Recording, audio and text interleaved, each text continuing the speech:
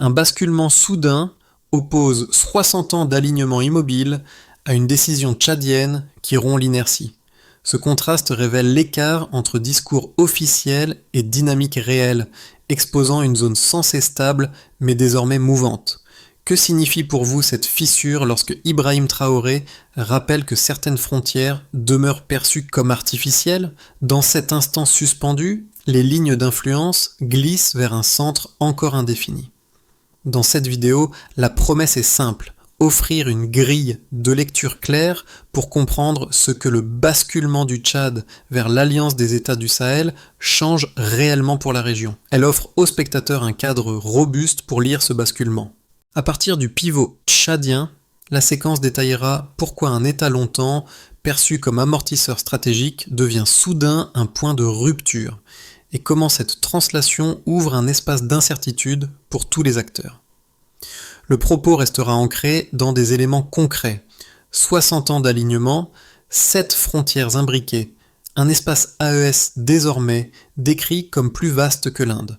En suivant ce fil, le spectateur ne reçoit pas seulement un récit géopolitique, il obtient des repères pour mesurer les risques immédiats, situer les discours d'acteurs comme Ibrahim Traoré et comprendre pourquoi ce tournant pourrait redessiner durablement le Sahel. À la fin, chacun pourra tester ses propres certitudes face à ce changement de centre de gravité et se demander ce que ce vide signifie vraiment pour l'avenir du Sahel. Souhaitez-vous passer à la partie suivante? En réalité, le tournant tchadien ne se résume pas à un simple changement d'alliance. Il brise la continuité de 60 ans d'alignement quasi inchangé et referme un axe que beaucoup croyaient définitivement acquis. En un geste, un pays au carrefour de 7 frontières transforme une carte régionale que l'on présentait comme figée. Avant ce basculement, N'Djamena jouait le rôle d'amortisseur stratégique, permettant à des partenaires extérieurs de projeter des moyens militaires vers le Mali, de surveiller les zones pétrolières libyennes et de maintenir une présence élargie dans le Sahel central. Cette position centrale reposait sur un équilibre implicite. Tant que le Tchad demeurait aligné, l'architecture sécuritaire régionale semblait stable, même si les bénéfices concrets pour les populations restaient limités. La décision de rejoindre l'Alliance des États du Sahel rompt cette logique d'encadrement continu et ouvre une zone d'incertitude où chaque acteur interne ou externe doit réévaluer ses repères. Dans ce nouveau cadre, la formation d'un bloc territorial continu reliant Mali, Burkina Faso, Niger et Tchad est décrite comme un saut d'échelle. L'espace AES élargi serait plus vaste que l'Inde. Ce changement de taille n'est pas seulement géographique. Il modifie la manière dont les États interprètent souveraineté, sécurité et autonomie. Les propos attribués à Ibrahim Traoré, rappelant le caractère perçu comme artificiel de certaines frontières, s'inscrivent dans cette relecture. Ils relient la discussion sur la carte à une interrogation plus profonde sur la légitimité des découpages hérités. Pour plusieurs capitales extérieures, la fermeture de cet espace autrefois considéré comme ouvert signifie la perte d'un point d'appui central, de yeux et d'oreilles, indispensable pour observer, anticiper et intervenir. Pour une partie des sociétés de la région, au contraire, ce même mouvement apparaît comme l'occasion de réévaluer des rapports jugés asymétriques. Ainsi, la mini-révélation de départ prend forme. Derrière un geste diplomatique unique, c'est un long cycle historique qui se fissure et un nouvel ensemble territorial qui commence à se dessiner. Le spectateur se trouve face à une question simple mais lourde. Ce glissement de centre de gravité annonce-t-il un ordre plus cohérent ou une phase prolongée d'instabilité contrôlée? Pour comprendre l'impact immédiat du basculement tchadien, la vidéo place un témoin au centre du récit, Idriss. Il vit à proximité d'une base d'où décollaient quotidiennement des appareils étrangers, un site présenté comme un pilier de la présence stratégique extérieure. Pourtant, selon la description fournie, son quartier ne bénéficiait d'aucune infrastructure visible. Signal discret, mais révélateur d'un décalage durable entre un dispositif massif et une réalité locale marquée par le manque. Lorsque les dernières machines quittent la zone, la scène ne s'interprète plus comme une simple manœuvre logistique.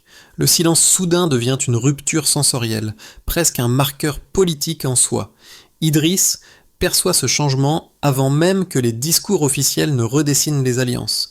Ce n'est plus le vacarme des hélices qui rythme le quartier, mais une attente diffuse, une suspension qui traduit l'ouverture d'une nouvelle phase. La source souligne que cette impression n'est pas isolée.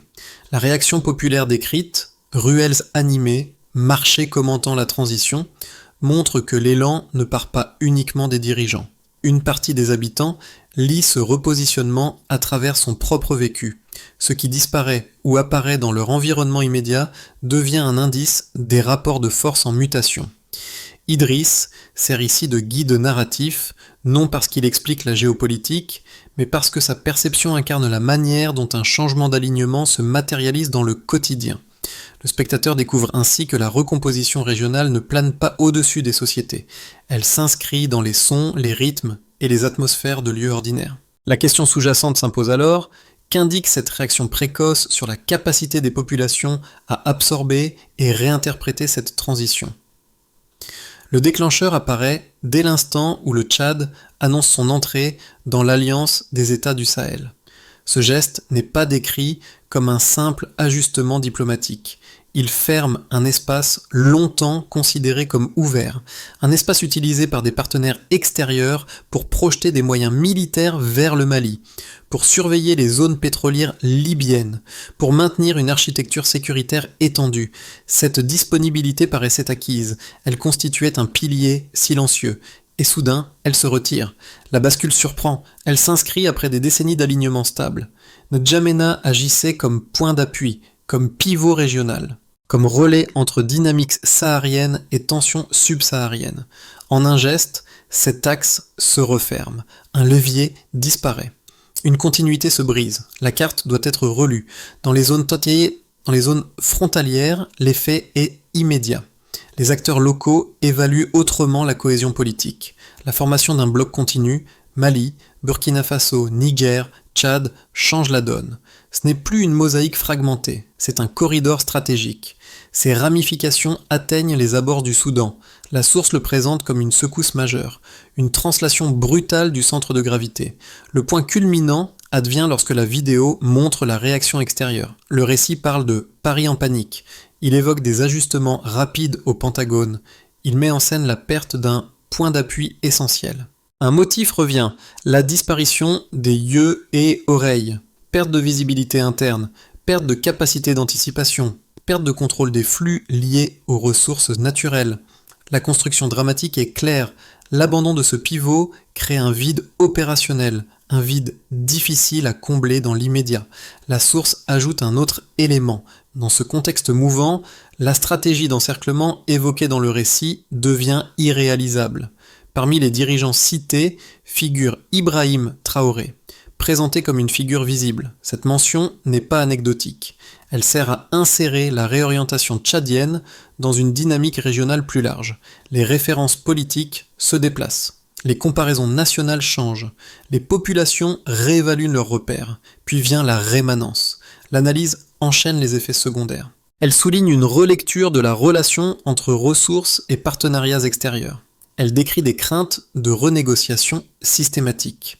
Elle évoque un possible renforcement de la coordination entre États membres. Dans cette phase, l'incertitude domine, mais une possibilité nouvelle apparaît, un espace où tout semble à redéfinir. La source insiste sur le symbole du vide, un vide que certains perçoivent comme risque, d'autres comme opportunité. Pour Idriss, ce vide devient tangible, il se manifeste par le silence laissé après le départ des avions, un silence qui tranche avec l'agitation précédente, un silence qui devient métaphore régionale. Le décor habituel perd son rythme, l'ancien ordre se retire. Un autre, encore indéterminé, s'installe. Le tableau événementiel se referme ainsi. Un déclencheur clair, une montée dramatique.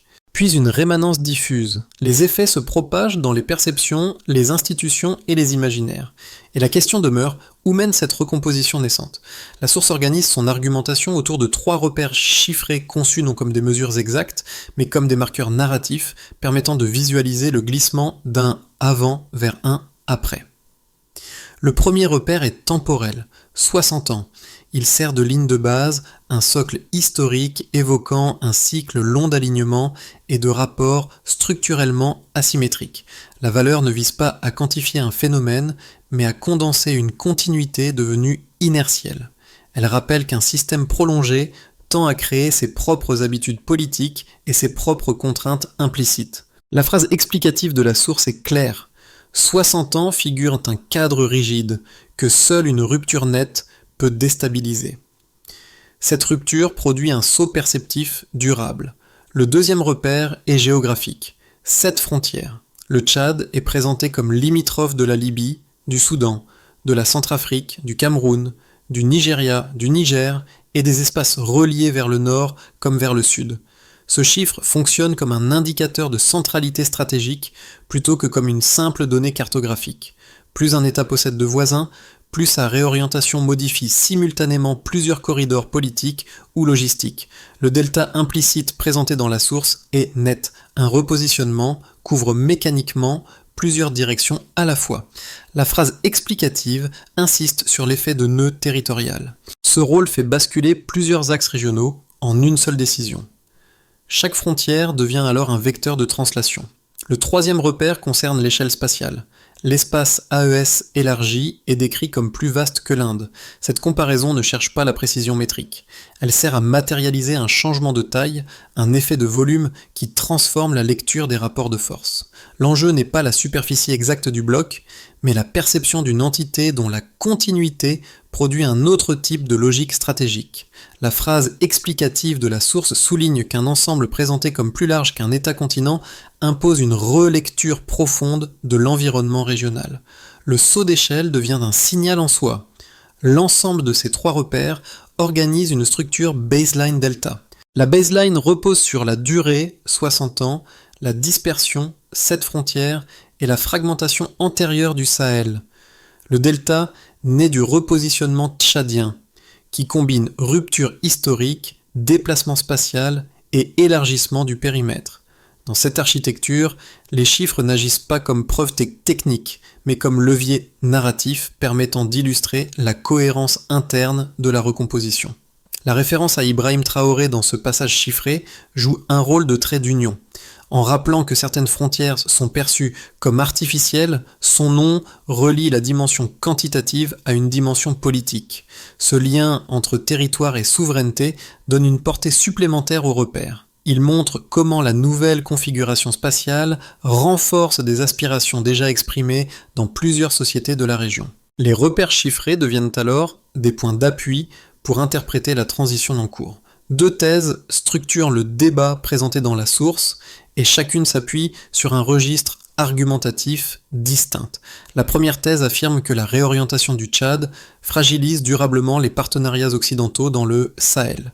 Selon cette lecture, perdre un point d'appui situé au carrefour de 7 frontières revient à réduire la visibilité opérationnelle dans une zone déjà instable. Les expressions citées, perte d'yeux et d'oreilles, pari en panique, souligne l'idée d'un dispositif brusquement amputé d'une fonction essentielle. Pour les partisans de cette thèse, la formation d'un espace continu reliant Mali, Burkina Faso, Niger et Tchad limite les marges de manœuvre extérieures et accroît une vulnérabilité stratégique susceptible de se diffuser rapidement.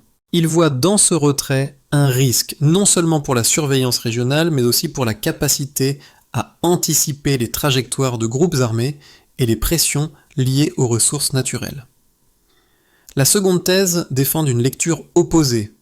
Elle considère ce basculement comme un rééquilibrage nécessaire, porté à la fois par les dirigeants et par les attentes populaires. Les scènes décrites, réactions venues des rues, commentaires dans les marchés, montrent que cette recomposition n'est pas seulement institutionnelle. Elle exprime une volonté de repenser des rapports jugés asymétriques et de redéfinir la souveraineté à partir de critères plus autonomes. Dans cette perspective, le retrait des appareils étrangers, présenté comme une page blanche, devient un symbole positif. L'ouverture d'un espace d'action où de nouvelles priorités peuvent être formulées. Le Stillman consiste à formuler chaque position dans sa meilleure version. Pour la première thèse, l'argument fort réside dans l'importance stratégique d'un pivot territorial. Perdre un nœud de cette frontière modifie instantanément plusieurs axes régionaux. Pour la seconde thèse, la force vient de la cohérence régionale émergente. Plusieurs États cherchent simultanément à aligner leur trajectoire, nourrie par des expériences communes et par des perceptions locales comme celle illustrée par le témoin Idriss. L'attention centrale repose donc sur l'interprétation du vide. Est-il menace ou opportunité ? Ce décalage de lecture alimente l'incertitude actuelle et explique l'amplitude des réactions divergentes face au basculement tchadien. Un vide change tout. Ce point médian décrit dans la source comme un moment où le retrait extérieur cesse d'être perçu comme une opération logistique pour devenir une transformation idéologique, modifie entièrement la lecture du Sahel. Le récit quitte alors la mécanique militaire et s'oriente vers une interrogation plus profonde. Que représente un espace soudain libéré de son ancien rythme et comment les acteurs régionaux y projettent-ils leur propre modèle politique ? Là où certains observateurs voient une vulnérabilité accrue, d'autres identifient une occasion rare d'élargir leur marge d'action. La mention d'Ibrahim Traoré occupe ici une place structurante. En soulignant le caractère perçu comme artificiel de certaines frontières, elle offre un référentiel interprétatif qui relie le retrait extérieur à une réflexion renouvelée sur souveraineté et autonomie. Ce glissement sert de pivot narratif, indiquant que la recomposition ne dépend plus seulement des moyens mobilisables, mais de la manière dont ils sont imaginés et reconfigurés par les États. La source insiste sur l'émergence d'une cohésion nouvelle au sein de l'AES, fondée non sur la puissance matérielle, mais sur une lecture partagée de l'environnement stratégique. Cette relecture nourrit une polarisation. Inquiétude pour certains, anticipation pour d'autres. Les effets du basculement tchadien se lisent à 4 niveaux distincts dans la source: l'État, les entreprises, la population et la région. Chacun révèle une facette différente d'une recomposition encore fluide, dont les implications concrètes commencent déjà à se manifester malgré l'absence de données chiffrées supplémentaires. La première transformation concerne la manière dont les autorités réévaluent leurs relations extérieures. Selon la description de la source, le pivot auparavant considéré comme indispensable pour des partenaires extérieurs cesse de fonctionner comme amortisseur stratégique. Les dirigeants entreprennent alors une réorientation graduelle, marquée par la volonté de s'extraire de mécanismes jugés déséquilibrés.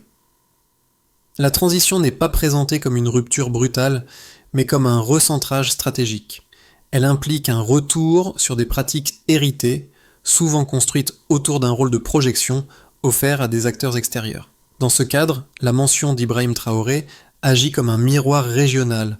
Ces prises de position sur la souveraineté et sur les frontières perçues comme artificielles influencent la manière dont ce repositionnement est interprété au Tchad. Ainsi, la logique étatique évolue vers une lecture plus autonome des enjeux sécuritaires et politiques. Le deuxième niveau d'impact concerne les entreprises locales et étrangères. La source décrit une tension croissante dans les secteurs pétroliers, aurifères et uranifères sans fournir de chiffres supplémentaires. Elle met en avant l'idée d'un cadre moins asymétrique. Les entreprises étrangères, habituées à des pratiques antérieures, doivent envisager un environnement où la marge de renégociation pourrait s'élargir, portée par la cohésion régionale émergente. Ce changement ne se matérialise pas immédiatement, mais il crée une dynamique. Les acteurs économiques anticipent une redistribution potentielle des priorités. Cette anticipation façonne déjà leur perception de stabilité, même sans transformation concrète immédiate. Le troisième niveau d'impact apparaît à travers la figure d'Idriss, témoin local placé au cœur du récit. Son environnement, marqué autrefois par le bruit constant des appareils étrangers, devient soudain silencieux. Ce détail sensoriel joue un rôle essentiel dans la construction du sens. La disparition du vacarme militaire n'est pas interprétée comme un simple changement technique, mais comme un signe de transition politique. La réaction populaire décrite dans la source, commentaires dans les rues, discussions dans les marchés, montre que certaines attentes existaient déjà avant l'annonce officielle. Le silence devient alors une métaphore collective, la suspension d'un rythme ancien et l'ouverture d'une page encore indéterminée. Enfin, le repositionnement tchadien produit un effet profond sur l'ensemble régional. La formation d'un bloc continu reliant Mali, Burkina Faso, Niger et Tchad referme un espace autrefois utilisé pour projeter des moyens extérieurs. Pour plusieurs capitales étrangères, cela signifie la perte d'un passage clé et d'une capacité d'observation stratégique. Pour les États sahéliens concernés, au contraire, cette continuité géographique crée un nouveau cadre d'intégration, mais aussi une ligne de tension où les conceptions de sécurité doivent être réajustées. La région entre ainsi dans une phase où les perceptions, les institutions et les imaginaires stratégiques se remodèlent simultanément. La source propose 3 trajectoires possibles pour les prochains mois, non comme des prédictions, mais comme des cadres d'analyse destinés à comprendre un système encore instable. Elles reposent toutes sur 2 éléments structurants du basculement tchadien, la continuité territoriale nouvellement formée et la redéfinition des partenariats extérieurs. L'enjeu consiste à déterminer comment les acteurs régionaux absorberont ce vide politique et stratégique. Ce premier scénario postule que l'entrée du Tchad dans l'AES conduira principalement à une réévaluation méthodique des relations avec les partenaires traditionnels. La source décrit déjà des mouvements de renégociation et une volonté de clarifier les mécanismes jugés déséquilibrés. Dans cette trajectoire, les États concernés chercheraient surtout à stabiliser leur cohérence interne, gestion frontalière, coordination sécuritaire, affirmation d'une lecture souveraine de l'espace sahélien. L'incertitude demeure, mais sans rupture brutale. Le système avance par ajustements successifs. Le deuxième scénario s'appuie sur des signaux décrits dans la vidéo. Un climat d'adhésion, l'idée d'une page blanche perçue positivement par une partie de la population, et la référence à des figures régionales comme Ibrahim Traoré, présenté comme symbole d'une souveraineté revendiquée. Dans cette hypothèse, les dirigeants exploiteraient cet élan pour intensifier la coordination politique, économique et sécuritaire. Des décisions parallèles pourraient se multiplier, tout comme les communications conjointes et l'harmonisation de certaines priorités nationales. Le bloc géopolitique se transformerait alors en instrument d'intégration active, réduisant la dépendance aux appuis extérieurs. Le troisième scénario repose sur les inquiétudes évoquées dans la source, notamment la possibilité qu'un vide stratégique soit instrumentalisé. Dans cette configuration, des groupes armés ou certains acteurs extérieurs pourraient exploiter la période de transition, aggravant la fragilité des zones sensibles. La réorganisation incomplète des dispositifs sécuritaires compliquerait la gestion des tensions frontalières. Les États auraient du mal à stabiliser l'environnement avant l'émergence de nouveaux équilibres. Ce n'est pas un effondrement, mais une séquence heurtée, marquée par des ajustements difficiles. Ces trois cadres montrent que l'issue dépendra moins de la rupture initiale que de la capacité collective à structurer le vide et à orienter la transition. La source montre que la recomposition en cours ne touche pas un public homogène. Chaque catégorie d'observateurs lit la transition à partir de son propre horizon d'attente. Pour celles et ceux qui suivent de près l'actualité géopolitique, l'idée d'un vide, décrit comme une page blanche, ouvre un espace analytique inédit. Ils y voient un moment de fluidité où les priorités peuvent être redéfinies, les alliances clarifiées et les rapports de force renégociés. Ce public interprète la transition à travers les signaux faibles, déplacement du centre de gravité, alignement émergent, réaction extérieure, cohésion évoquée au sein de l'AES. Le basculement tchadien devient alors un laboratoire d'observation stratégique. Pour celles et ceux qui s'intéressent aux trajectoires politiques des États voisins, le récit souligne l'importance des références régionales. Les mentions répétées de dirigeants affirmant leur souveraineté, parmi lesquels Ibrahim Traoré occupe une place visible, servent de point de comparaison. Elles structurent une lecture où le repositionnement tchadien n'apparaît pas comme un geste isolé, mais comme un mouvement inscrit dans une dynamique partagée.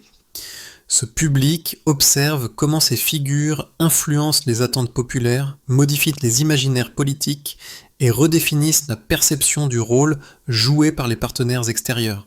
Enfin, pour celles et ceux qui mesurent le changement au niveau du quotidien, le portrait d'Idriss fournit une prise directe sur la transformation.